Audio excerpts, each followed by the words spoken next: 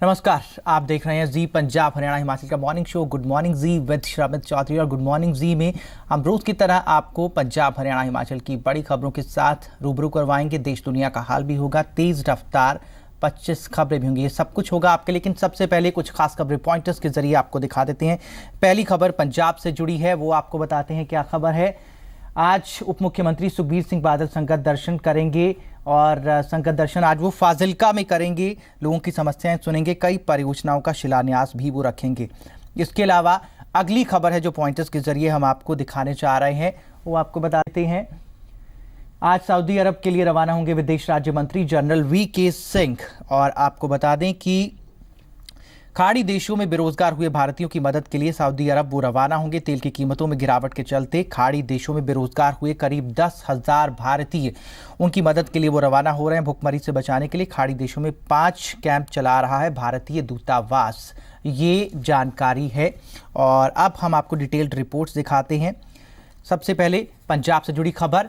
आगामी विधानसभा चुनाव के मद्देनजर सियासी पार्टियों के बीच जुबानी जंग जारी है और इस बार कांग्रेस ने आम आदमी पार्टी के सीएम उम्मीदवार और दूसरे उम्मीदवारों के ऐलान ना करने को लेकर तंज कसा। और इस पर आम आदमी पार्टी ने कांग्रेस को हिदायत दी है कि कांग्रेस पहले अपनी चिंता करे। आगामी विधानसभा चुनावों के चलते हर बयान सूबे की सियासत को नया मोड़ दे देता है।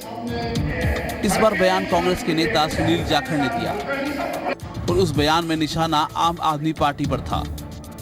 सुनील जाखड़ ने आम आदमी पार्टी द्वारा सीएम का उम्मीदवार और दूसरे उम्मीदवारों का ऐलान ना किए जाने को आपकी मजबूरी करार दिया। सुनील जाखड़ ने कहा कि आम आदमी पार्टी में दावेदार ही बहुत हैं, इसलिए उम्मीदवारों के ऐलान में देरी हो रही है। इस पर आम आदमी पार्टी ने कहा कि ऐसे हालात उनकी पार्टी में नहीं बल्कि कांग्रेस में हैं, जहां कैप्टन अमरिंदर सिंह हाईकमान से सीएम उम्मीदवार का ऐलान किए जाने की मांग करते हैं, इसलिए फिक्र कांग्रेस को होनी चाहिए। ਇਹਨਾਂ ਦੀ ਆਪ ਦਾ ਫੈਸਲਾ ਹੈ, ਪਰ ਇਹਨਾਂ ਨੇ ਜਦੋਂ ਕਹਿਤਾ ਵੀ ਅਸੀਂ ਅਨਾਉਂਸ ਕਰਾਂਗੇ ਪਾਰਟੀ ਦੀ ਆਪਣੀ ਲਿਸਟ, ਮੈਨੂੰ ਲੱਗਦਾ ਵੀ ਅਜੇ ਇਹਨਾਂ ਦਾ ਪਹਿਲਾਂ ਸਭ ਤੋਂ ਵੱਡੀ ਪ੍ਰੋਬਲਮ ਜੋ ਆਮ ਆਦਮੀ ਪਾਰਟੀ ਦੀ ਆ ਰਹੀ ਹੈ, ਚੀਫ ਮਿਨਿਸਟਰਸ਼ਿਪ ਨੂੰ ਲੈ ਕੇ ਆ ਰਹੀ ਹੈ। ਚੀਫ ਮਿਨਿਸਟਰਸ਼ਿਪ ਦੇ ਦਾਅਵੇਦਾਰ ਬਹੁਤ ਹੋ ਗਏ ਕਿ ਚੀਫ ਮਿਨਿਸਟਰ ਦੀ ਕੁਰਸੀ ਸਿਰਫ ਇੱਕ ਹੈ, ਇਹਦੇ ਕਰਕੇ ਜੇ ਉਹਨਾਂ ਦਾ ਆਪਸ 'ਚ ਕੋਈ ਫੈਸਲਾ ਨਹੀਂ ਹੋ ਸਕਿਆ। ਕਾਂਗਰਸ ਨੂੰ ਨਾ ਸੀਐਮ ਦਾ ਆਮ ਆਦਮੀ ਪਾਰਟੀ ਦਾ ਕੌਣ ਚਿਹਰਾ ਹੋਊਗਾ ਇਹਦਾ ਫਿਕਰ ਛੱਡ ਦੇਣ, ਉਹ ਪਹਿਲਾਂ ਆਪਣਾ ਦੇਖ ਲੈਣ। ਉਹਨਾਂ ਦੇ ਜਿਹੜੇ ਸਭ ਤੋਂ ਵੱਡੇ ਲੀਡਰ ਨੇ ਕੈਪਟਨ ਅਮਰਿੰਦਰ ਸਿੰਘ, ਉਹ ਅਖਬਾਰਾਂ ਰਾਹੀਂ ਹਾਈ ਕਮਾਂਡ ਨੂੰ ਸਲਾਹ ਦੇ ਰਹੇ ਨੇ ਕਿ ਹਾਈ ਕਮਾਂਡ ਨੂੰ ਪੰਜਾਬ ਵਿੱਚ ਕਾਂਗਰਸ ਪਾਰਟੀ ਦਾ ਮੁੱਖ ਮੰਤਰੀ ਦਾ ਚਿਹਰਾ ਐਲਾਨ ਦੇਣਾ ਚਾਹੀਦਾ। ਤਾਂ ਪਹਿਲਾਂ ਮੈਂ ਉਹਨਾਂ ਨੂੰ ਬੇਨਤੀ ਕਰੂੰਗਾ ਕਾਂਗਰਸ ਲੀਡਰਾਂ ਨੂੰ, ਪਹਿਲਾਂ अपने घर का तुसी सिचुएशन संभाल लो, साड़ी चिंता ना करो, साढ़े को बहुत अच्छे चेहरे ने। सुनील जाखड़ ने यह भी साफ किया कि जल्द ही उनकी पार्टी अपने सारे मतभेद खत्म कर लेगी और मजबूती से विधानसभा चुनावों में उतरेगी। ਹੁਣ ਸਾਡਾ ਕੈਂਪੇਨ ਚੱਲ ਰਿਹਾ, ਜਿੱਥੇ ਕਿਤੇ ਵੀ ਕੋਈ ਡਿਫਰੈਂਸ ਹੈ ਓਪੀਨੀਅਨ ਉਹਨੂੰ ਦੂਰ ਕਰਕੇ ਅਸੀਂ ਕੋਸ਼ਿਸ਼ ਕਰਾਂਗੇ ਵੀ ਪੰਜਾਬ ਦੇ ਲੋਕਾਂ ਦੀ ਜਿਹੜੀ ਐਕਸਪੈਕਟੇਸ਼ਨ ਹੈ, ਪੰਜਾਬ ਦੇ ਲੋਕਾਂ ਦੀ ਜਿਹੜੀ ਉਮੀਦਾਂ ਹੈ ਕੈਪਟਨ ਅਮਰਿੰਦਰ ਸਿੰਘ ਤੋਂ, ਜਿਹੜੀ ਕਾਂਗਰਸ ਤੋਂ ਹੈ, ਉਹਨਾਂ ਤੋਂ पूरा उतरिए। आगामी विधानसभा चुनावों के चलते हर दिन सियासी हालात बदलते जा रहे हैं। ऐसे में आपसी मतभेद सुलझाना, झूठों को मनाना हर पार्टी के लिए एक बड़ी चुनौती होगी। गुरदासपुर से अजय महाजन के साथ जगतार भुल्लर, जी मीडिया, चंडीगढ़। केंद्रीय मंत्री हरसिमरत कौर बादल का आम आदमी पार्टी पर हमलावर रुख बदस्तूर जारी है। उन्होंने आम आदमी पार्टी पर बड़ा निशाना साधते हुए कहा कि केजरीवाल भ्रष्टाचार के खिलाफ लड़ाई की बात करते हैं, जबकि उनके खुद के मंत्री बड़े बड़े घोटालों में फंसे हुए हैं। और आम आदमी पार्टी ने पलटवार करते हुए कहा कि पंजाब में आम आदमी पार्टी का ग्राफ तेजी से बढ़ रहा है, लिहाजा विरोधी बौखला गए हैं और बेवजह के बयान दे रहे हैं। पंजाब में सियासी पार्टियां मिशन 2017 में मशगूल हैं, लिहाजा आरोप प्रत्यारोप का दौर भी लगातार रफ्तार पकड़ रहा है। आम आदमी पार्टी पंजाब में नशे और भ्रष्टाचार के मुद्दे पर प्रदेश सरकार को घेरने में लगी है, तो वहीं केंद्रीय मंत्री हरसिमरत कौर बादल ने आम आदमी पार्टी और उसके राष्ट्रीय संयोजक अरविंद केजरीवाल पर बड़ा सियासी हमला बोला है। हरसिमरत कौर बादल के मुताबिक आम आदमी पार्टी बातें तो भ्रष्टाचार के खिलाफ लड़ाई की करती है, लेकिन दिल्ली में उसके खुद के मंत्री स्कैम में फंसे हुए हैं। झूठ की बुनियाद च पार्टी खड़ी हुई है। केजरीवाल साहब जिहड़ा भ्रष्टाचार दूर करने की गल करते हैं, 6 क्रिमिनल केसेस इन्हां दे खुद दे उत्ते हैगे। ਅੱਜ ਭ੍ਰਿਸ਼ਟ ਆਪਣੇ ਮੰਤਰੀਆਂ ਨੂੰ ਵੀ ਬਚਾਉਂਦੇ ਫਿਰਦੇ ਨੇ ਤੇ ਭ੍ਰਿਸ਼ਟ ਅਫਸਰਾਂ ਨੂੰ ਵੀ ਬਚਾਉਂਦੇ ਫਿਰਦੇ ਨੇ ਤੇ ਇਹਨਾਂ ਨੇ ਸਮਾਜ ਤੋਂ ਭ੍ਰਿਸ਼ਟਾਚਾਰ ਕੀ दूर करना है। हरसिमरत कौर बादल के बयान पर आम आदमी पार्टी ने पलटवार किया है। ਬਿਲਕੁਲ ਝੂਠੇ ਕੇਸ ਬਣਾ ਰਹੇ ਆ ਜੀ। ਸਾਰੇ ਜਾਣਦੇ ਆ ਕਿ ਕੌਣ ਭ੍ਰਿਸ਼ਟਾਚਾਰ ਕਰਦਾ ਹੈ ਤੇ ਕੌਣ ਇਮਾਨਦਾਰ ਹੈਗਾ। ਤੇ ਅਦਾਲਤਾਂ ਤੁਸੀਂ ਦੇਖੋ ਤੁਰੰਤ ਬੇਲ ਵੀ ਦੇ ਰਹੀਆਂ, ਕਿਉਂਕਿ ਗੱਲ ਇਹ ਆ ਕਿ ਇਹ ਇੱਕ ਰਾਜਨੀਤਿਕ ਸ਼ੜਯੰਤਰ ਕਰ ਰਹੇ ਨੇ, ਕਿਉਂਕਿ ਬੁਖਲਾਹਟ 'ਚ ਨਹੀਂ, ਕਿਉਂਕਿ ਬਹੁਤ ਵੱਡਾ 2017 ਚ ਪੰਜਾਬ 'ਚ ਇੱਕ ਝਾੜੂ ਇਨਕਲਾਬ ਆਉਣ ਵਾਲਾ है। उधर कांग्रेस ने भी भ्रष्टाचार के मुद्दे पर अपने गिरेबान में झांकने की नसीहत दी है। ਕਹਿੰਦੇ ਨੇ ਮੱਝ ਆਪਣਾ ਰੰਗ ਨਹੀਂ ਦੇਖਦੀ ਤੇ ਕਾਲੇ ਰੰਗ ਨੂੰ ਦੇਖ ਕੇ ਚਮਕਦੇ। ਅਕਾਲੀ ਪਾਰਟੀ ਅਗਰ ਭ੍ਰਿਸ਼ਟਾਚਾਰ ਦੀ ਗੱਲ ਕਰੇ ਪੰਜਾਬ ਦੇ ਅੰਦਰ, ਮੈਂ ਸਮਝਦਾ ਵੀ ਅੱਜ ਭ੍ਰਿਸ਼ਟਾਚਾਰ ਇੱਕ ਪੀਕ ਤੇ ਹੈ। ਅਕਾਲੀਆਂ ਨੂੰ ਆਹ ਗੱਲ ਕਹਿੰਦੇ ਸ਼ੋਭਾ ਨਹੀਂ ਦਿੰਦੀ ਵੀ ਕਿਸੇ ਹੋਰ ਨੂੰ ਕਹਿਣ। ਉਹਨਾਂ ਦਾ ਭ੍ਰਿਸ਼ਟਾਚਾਰ ਜਿਹੜਾ ਹੈ ਉਹ ਖੁੱਲ੍ਹ ਕੇ ਦਿੱਲੀ 'ਚ ਸਾਹਮਣੇ ਆ ਰਿਹਾ ਹੈ। ਇੱਥੇ ਜਿਹੜੇ ਲੋਕ ਉਹ ਡਿਸਾਈਡ ਕਰਨਗੇ, ਬਟ ਭ੍ਰਿਸ਼ਟਾਚਾਰ ਪੰਜਾਬ ਦੇ अंदर ਉਹਦੇ ਉੱਤੇ ਪਹਿਲਾਂ ਨਕੇਲ ਪਾਣਾ ਇਹਨਾਂ ਦੀ ਜ਼ਿੰਮੇਵਾਰੀ ਅਕਾਲੀਆਂ ਦੀ ਬਣਦੀ ਹੈ। पंजाब में विधानसभा के चुनाव सिर पर है, लिहाजा आम आदमी पार्टी के नेताओं पर चल रहे मामलों पर सियासत लगातार हो रही है। विरोधी पार्टियों ने इसे मुद्दा बनाना शुरू कर दिया है। बलदेव शर्मा के साथ ब्यूरो रिपोर्ट, जी मीडिया, मानसा। संसद की वीडियोग्राफी मामले में कमेटी की आज फिर से बैठक होगी और इस मामले में सांसद भगवंत मान की कल दूसरी बार पेशी हुई थी। पेशी में भगवंत मान अपने स्टैंड पर कायम रहे। उन्होंने कहा कि उन्होंने कोई गलती नहीं की, लेकिन फिर भी वो माफी मांग चुके हैं। संसद की 9 सदस्यीय कमेटी ने 3 अगस्त तक अपनी रिपोर्ट सौंपनी है। दरअसल भगवंत मान ने 21 जुलाई को संसद में दाखिल होते हुए एक वीडियो बनाया था और उसे सोशल साइट पर अपलोड कर दिया था। उस वीडियो को लेकर राज्यसभा और लोकसभा में हंगामा हुआ था खूब, और इसके बाद लोकसभा स्पीकर सुमित्रा महाजन ने 9 सदस्यीय कमेटी बनाई थी जांच के लिए, जिसे 3 अगस्त तक अपनी रिपोर्ट सौंपनी है।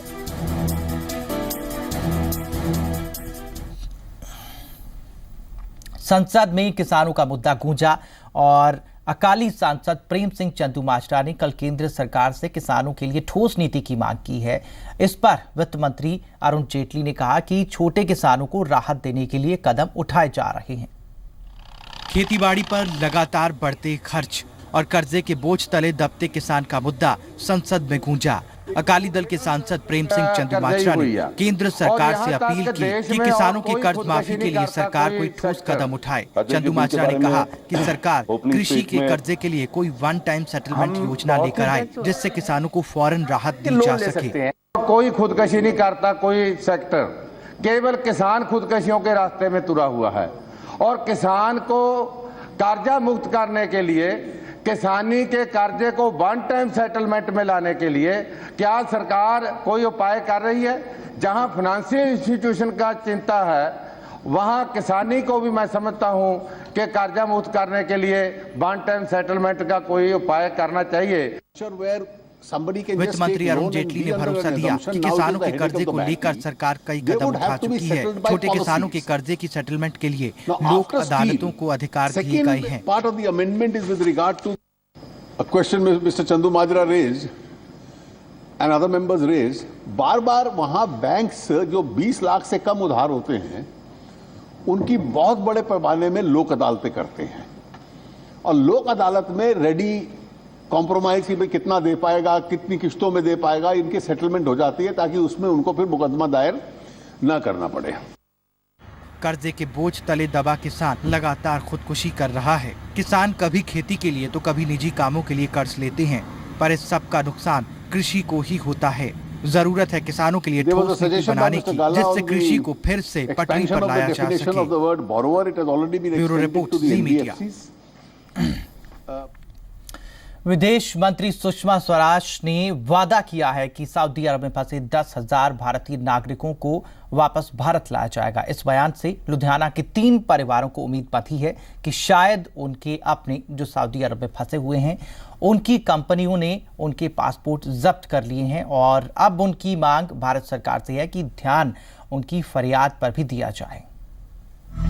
इन्हें अपनों का इंतजार है। तस्वीरें हाथ में इसलिए हैं ताकि शायद इनकी पुकार सुनी जाए और इनके अपनों को वापस लाया जाए। जो सऊदी अरब में गए तो रोजी रोटी कमाने थे, पर वहां एक वक्त की रोटी को भी तरस रहे हैं। एक एनजीओ लुधियाना के 3 परिवारों के साथ चंडीगढ़ में मीडिया से मुखातिब हुआ। इन तीनों परिवारों के सदस्य सऊदी अरब में काम करने के लिए गए थे। वहां उनकी कंपनी ने उनके पासपोर्ट ले लिए और उन्हें बुरे हालात में रखा है। यहाँ तक कि खाना तक उन्हें नसीब नहीं होता। फोन से भी उन्हें दूर रखा जाता है। सिर्फ व्हाट्सएप से ही बातचीत हो पाती है। ਇਹ ਜੀ 28 ਅਪ੍ਰੈਲ 2016 ਨੂੰ ਪਹਿਲੀ ਵਾਰ ਗਏ हैं ਇਹ ਏਜੰਟ ਦੇ ਥਰੂ ਗਏ हैं ਲੀਬੀਆ ਦੇ ਅੰਦਰ, ਪਰ ਹਜੇ ਤੱਕ ਇਹਨਾਂ ਨੇ ਇੱਕ ਵੀ ਨਾ ਇਹਨਾਂ ਨੂੰ ਸੈਲਰੀ ਮਿਲੀ ਹੈ, ਨਾ ਕੋਈ ਮੈਡੀਕਲ ਏਡ ਮਿਲੀ ਹੈ, ਨਾ ਦਵਾਈ, ਨਾ ਖਰਚਾ। ਇਹਨਾਂ ਦੇ ਮੋਬਾਈਲ ਫੋਨ ਵੀ ਲੈ ਕੇ ਰੱਖ ਲਏ हैं, ਕਿਤੇ ਉਹ ਸਿਗਨਲ ਮਿਲਦਾ ਵਾਈਫਾਈ ਤੋਂ ही ਦੇ थ्रू WhatsApp ਤੋਂ ਸਾਨੂੰ ਵੀਡੀਓ ਭੇਜਦੇ हैं, ਗੱਲਬਾत ਕਰਦੇ हैं। ये परिवार विदेश मंत्री को भी चिट्ठी लिख चुके हैं और इन परिवारों की मांग है कि भारत सरकार इनके अपनों की वापसी का इंतजाम करे। हाँ जी, मैं सुषमा स्वराज मैडम ਨੂੰ 4 ਦਿਨ ਪਹਿਲਾਂ ਆਪਣੇ ਲੈਟਰ ਹੈਡ ਤੇ ਮੈਡਮ ਨੂੰ ਸਾਰੀ ਚਿੱਠੀ ਭੇਜੀ ਹੈ। ਜੇ ਬਾਈ ਚਾਂਸ ਫਿਲਹਾਲ 3 ਮਹੀਨੇ ਤੋਂ ਕੰਪਨੀ ਉਹਨਾਂ ਨੂੰ ਨਹੀਂ ਆਉਣ ਨੂੰ ਦੇ ਰਹੀ ਤਾਂ ਅਸੀਂ ਚਾਹੁੰਦੇ ਆਊਟਪਾਸ ਐਮਬੈਸੀ ਆਪਣੇ ਬਿਹਾਫ ਤੋਂ ਵੀ ਬਣਾਇਆ ਜਾ ਸਕਦਾ ਤਾਂ ਕਿ ਆ ਜਾਣ। ਉਹਨਾਂ ਨੂੰ ਇਹ ਮੁਸ਼ਕਿਲ ਹੈ ਕਿ ਉਹਨਾਂ ਤੋਂ ਕੰਮ ਕਰਵਾਇਆ ਜਾ ਰਿਹਾ ਤੇ ਉਹਨਾਂ ਨੂੰ ਰੋਟੀ ਵੀ ਨਹੀਂ ਦਿੱਤੀ ਜਾਂਦੀ, ਨਾ ਹੀ ਉਹਨਾਂ ਨੂੰ ਸੈਲਰੀ ਦਿੱਤੀ ਜਾਂਦੀ ਹੈ। ਜੇ ਬਿਮਾਰ ਹੁੰਦੇ ਆ ਤਾਂ ਨਾ ਦਵਾਈ ਦਿੱਤੀ ਜਾਂਦੀ ਆ। इन परिवारों को इंतजार इनके अपनों की वापसी का है और ये उम्मीद भरी निगाहों से सिर्फ भारत सरकार की तरफ देख रहे हैं, क्योंकि मदद की आस सिर्फ वहीं से है। Punit Parinja, Zee media, Chandigarh. Punjab Haryana high court में ग्रेस मार्क्स देने के खिलाफ जनहित याचिका दायर की गई है। ग्रेस मार्क्स देने के लिए पंजाब स्कूल शिक्षा बोर्ड की चेयरपर्सन को हटाने की भी मांग की गई है। याचिकाकर्ता का दावा है कि रिजल्ट बेहतर दिखाने की खातिर ग्रेस मार्क्स के प्रोविजन का गलत इस्तेमाल किया गया। परीक्षा परिणाम को बेहतर दिखाने के लिए ग्रेस मार्क्स का सहारा लेना पंजाब स्कूल एजुकेशन बोर्ड के गले की फांस बन सकता है। एजुकेशन बोर्ड के इस कदम के खिलाफ Punjab and Haryana high court में दायर याचिका पर सुनवाई हुई, जिस पर संज्ञान लेते हुए हाई कोर्ट ने पंजाब सरकार को नोटिस जारी कर जवाब मांगा है। याचिकाकर्ता की माने तो बोर्ड ने तय प्रोविजन के मुकाबले लगभग 20 मार्क्स ज्यादा देकर छात्रों को पास किया है, जिससे उनके भविष्य के साथ खिलवाड़ हो रहा है। उन्होंने इसके लिए बोर्ड के चेयरमैन को हटाने की मांग की है। वो सारे मार्क्स दे के भी इन्होंने उस तो बाद तकरीबन 15 या 16 मार्क्स हर बच्चे ਨੂੰ ਹੋਰ ਦਿੱਤੇ ਔਰ ਟੋਟਲ 26 ਮਾਰਕਸ ਗ੍ਰੇਸ ਦੇ ਦਿੱਤੇ, ਕਿਉਂਕਿ ਇਹਨਾਂ ਦਾ ਨਤੀਜਾ ਘੱਟ ਆ ਰਿਹਾ ਸੀ। ਮੈਂ ਇਹਨਾਂ ਨੂੰ ਨੋਟਿਸ ਭੇਜਿਆ ਸੀ ਪਹਿਲੇ ਗਵਰਨਮੈਂਟ ਨੂੰ ਕਿ ਤੁਸੀਂ ਚੇਅਰਪਰਸਨ ਨੂੰ ਹਟਾਓ, ਨੇ ਆਪਣੀ ਪਾਵਰਾਂ ਦਾ ਦੁਰਉਪਯੋਗ ਕੀਤਾ ਔਰ ਜਿਹੜੀ ਗ੍ਰੇਸ ਵਾਲੀ ਜਿਹੜੀ ਪ੍ਰੋਵੀਜ਼ਨ ਹੈ ਇਹਨੂੰ ਖਤਮ ਕਰੋ। ਸਿਰਫ ਗ੍ਰੇਸ ਮਿਲੇ ਜਿੱਥੇ ਕੋਈ ਡਿਫਿਕਲਟੀ ਆਈ ਹੈ ਬੱਚਿਆਂ ਨੂੰ, ਉਹਦੇ ਵਾਸਤੇ। दरअसल बीते कई सालों से पंजाब स्कूल एजुकेशन बोर्ड का परीक्षा परिणाम उम्मीद के मुताबिक नहीं रहा था, जिसके बाद इस बार बोर्ड ने ग्रेस मार्क्स का सहारा लिया। याचिकाकर्ता की मांग है कि अगर ग्रेस मार्क्स दिए भी जा रहे हैं तो वो भी मार्कशीट पर हाईलाइट किए जाएं। चंडीगढ़ से नेहा सलारिया, जी मीडिया। गुरुग्राम में 1984 के सिख दंगा पीड़ितों ने मुख्यमंत्री मनोहर लाल खट्टर के साथ मुलाकात की और जल्द से जल्द मुआवजा राशि देने की मांग की। टीपी गर्ग आयोग की रिपोर्ट के आधार पर हरियाणा सरकार ने 84 के दंगा पीड़ितों को 12 करोड़ रुपए बतौर मुआवजा देने का ऐलान किया है। मुख्यमंत्री मनोहर लाल खट्टर को मिलने पहुंचा गुड़गांव 84 सिख दंगा पीड़ितों का यह वफद सरकारी मुआवजे के इंतजार में है और टीपी गर्ग कमीशन की तरफ से की गई सिफारिशों के बाद मुआवजे की उम्मीद बंधी है। कमीशन ने पीड़ितों के लिए 12 करोड़ रुपए जारी करने की सिफारिश प्रदेश सरकार को की थी, जिस पर सरकार ने अमल भी किया। पर दंगा पीड़ितों की मांग है कि यह मुआवजा राशि अगले 10 से 15 दिनों में मिलनी चाहिए, जिस पर मुख्यमंत्री ने इस प्रतिनिधिमंडल को यकीन दिया। मुआवजे का सीएम साहब ने ओके बोला है कि 15 दिन के अंदर अंदर मुआवजा जो है वो अपना डिस्पर्स कर दिया जाएगा। हमने कोशिश की कि ये 10 दिन के लिए या 7 दिन के लिए, तो सीएम साहब ने कहा है मैं पूरी कोशिश करूंगा कि 7 से 10 दिन के अंदर इसकी अपना इम्प्लीमेंटेशन हो जाए। 300 घरों को लॉस पहुँचाया गया था, जिसके अंदर 150 ने पटिशन डाली, 150 पटिशन नहीं डाल जाते। अब उन्होंने जज साहब ने, टीपी गर्ग साहब ने कहा कि ये पैसा 3 महीने के अंदर अंदर ये पैसा बंटवा दिया जाए। लेकिन आज हमें खट्टर साहब ने आज पूरी उम्मीद दी है कि ये पैसा जल्दी से जल्दी, उन्होंने कहा ज़्यादा से ज़्यादा 10 दिन के अंदर हम बंटवा दें। 1984 में दिल्ली में शुरू हुए सिख कत्लेआम का असर हरियाणा के भी कुछ शहरों में देखने को मिला है। कई दशक बीत जाने के बावजूद यह लोग आज भी इंसाफ के इंतजार में हैं। आलोक उपाध्याय, जी मीडिया, गुड़गांव। पंजाब में वेर का दूध खरीदने के लिए अब आपको पहले से मुकाबले ज्यादा पैसे खर्च करने होंगे, क्योंकि कंपनी ने दूध की कीमतों में 2 रुपए प्रति लीटर का इजाफा कर दिया है। वेरका ने कीमतें बढ़ाने का फैसला 2 साल बाद किया और पिछली बार 1 जुलाई 2014 को यह बढ़ोतरी की गई थी। पंजाब का सबसे ज्यादा बिकने वाला दूध का ब्रांड लेने के लिए अब आपको ज्यादा पैसे खर्चने होंगे। वेरका के सारे ब्रांड 2 रुपए प्रति लीटर महंगे हो गए हैं। फुल क्रीम 44 रुपए की जगह 46 रुपए मिलेगा, जबकि स्टैंडर्ड दूध 40 की जगह 42 रुपए प्रति लीटर मिलेगा। टोंड 36 से 38 रुपए कर दिया गया है। डबल टोंड 32 से बढ़ाकर 34 हो गया है। वेरका ने 2 साल बाद दूध की कीमत में इजाफा किया है। पिछली बार 1 जुलाई 2014 को दूध की कीमत में इजाफा किया गया था। वेरका के मुताबिक किसानों ने दूध की कीमतें बढ़ा दी हैं, इसलिए कीमत में इजाफा किया गया है। 2 रुपये लीटर हमारा रेट बढ़ा है हर एक वेरिएंट का। जैसे पहले DTM पहले 34 रुपये था, अब 36 रुपये लीटर हो गया है। टोंड मिल्क पर 38 था, अब 40 रुपये पर लीटर हो गया है। स्टैंडर्ड मिल्क 42 था, अब 44 पर लीटर हो गया है। फुल क्रीम मिल्क 46 था, 48 पर लीटर हो गया है। ये हमारा रेट 2 साल पर बढ़ा है। 1 जुलाई 2014 को बढ़ा था लास्ट रेट। औरतों का कहना है कि इससे घर का बजट बिगड़ेगा, तो कुछ लोगों का कहना है कि पशुपालन की लागत ज्यादा हो गई है, इसलिए यह बढ़ावा जायज है। 1 रुपये बढ़ाना चाहिए, 22 का होना चाहिए। 23 तो बहुत महंगा पड़ेगा, ठीक है ना, बट जैसा 21 का भी बहुत महंगा पड़ता है किचन के हिसाब से। नहीं बढ़ाना चाहिए था मेरे हिसाब से, क्योंकि इतनी बड़ी कंपनी है, उनको क्या फ़र्क पड़ता है, पर आम आदमी के लिए तो बहुत फ़र्क है ना। गरीब से गरीब लोग को भी चाहिए दूध, तो इसलिए नहीं बढ़ाना चाहिए मेरे हिसाब से। रेट इन्होंने ਵਧਾਇਆ, कुछ देख सुन के ਵਧਾਇਆ ਨਾ, बिकॉज ऑफ दिस की ਜਿਹੜੀ ਮੱਝਾਂ ਨੂੰ ਗਾਵਾਂ ਨੂੰ ਜਿਹੜੀ ਫੀਡ ਦਿੱਤੀ ਜਾ ਰਹੀ ਹੈ, ਜਦੋਂ ਉਹ ਸਾਨੂੰ ਮਹਿੰਗੀ ਮਿਲੇਗੀ ਤੇ ਆਬਵੀਅਸ ਹੈ ਫਾਰਮਰ ਉਹਦਾ ਰੇਟ ਵੀ ਵਧਾਏਗਾ। वेरका ने दूध की कीमतें जरूर बढ़ा दी हैं, पर वेरका के और प्रोडक्ट जैसे दही, लस्सी, घी पर इस बढ़ी हुई कीमत का कोई असर देखने को नहीं मिलेगा। नीतिका महेश्वरी के साथ न्यूज डेस्क रिपोर्ट, जी मीडिया, चंडीगढ़। और देर से ही सही आखिरकार चंडीगढ़ इंटरनेशनल एयरपोर्ट से अंतर्राष्ट्रीय उड़ानें शुरू होने जा रही हैं। इंडिगो ने ऐलान कर दिया है कि चंडीगढ़ से दुबई की फ्लाइट को 26 सितंबर से शुरू किया जाएगा।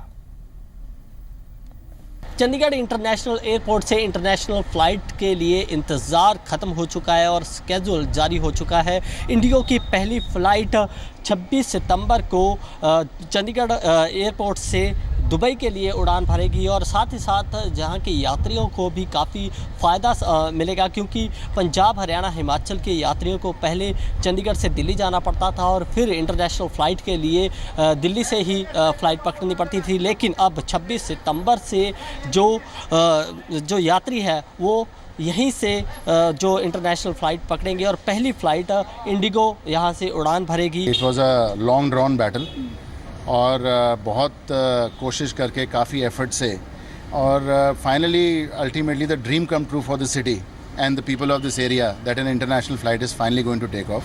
और काफ़ी उम्मीदें बन गई थी जब 11 सितंबर 2015 को हमारे माननीय प्रधानमंत्री जी ने इनाग्रेशन करी थी इस एयरपोर्ट की। लेकिन सबसे पहले मैं with all my heart I just want to say we do not always appreciate this issue, but we are very lucky to have such a proactive judiciary.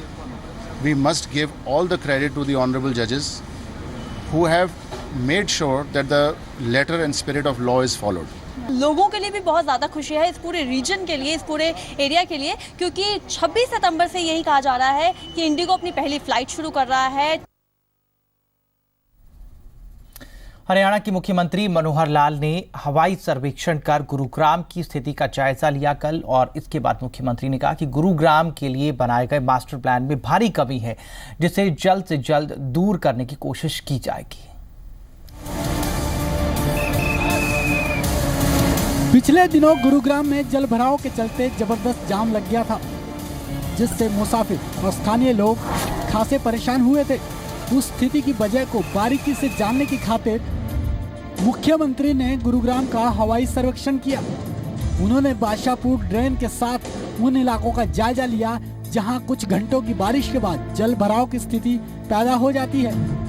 उन्होंने साफ किया कि जाम लगने की वजह बादशाहपुर ड्रेन की सही से सफाई ना होना, ड्रेन के आसपास अतिक्रमण मुख्य वजह है। उन्होंने इस समस्या से निजात दिलाने के लिए बादशाहपुर ड्रेन की सफाई पर विशेष ध्यान दिए जाने की जरूरत पर भी जोर दिया। साथ ही कहा कि इस समस्या के लिए किसी एक विभाग को जिम्मेदार ठहराना उचित नहीं है। तो ये सारा एक बहुत बड़ी एक समस्या है, बहुत बड़ी प्रॉब्लम है।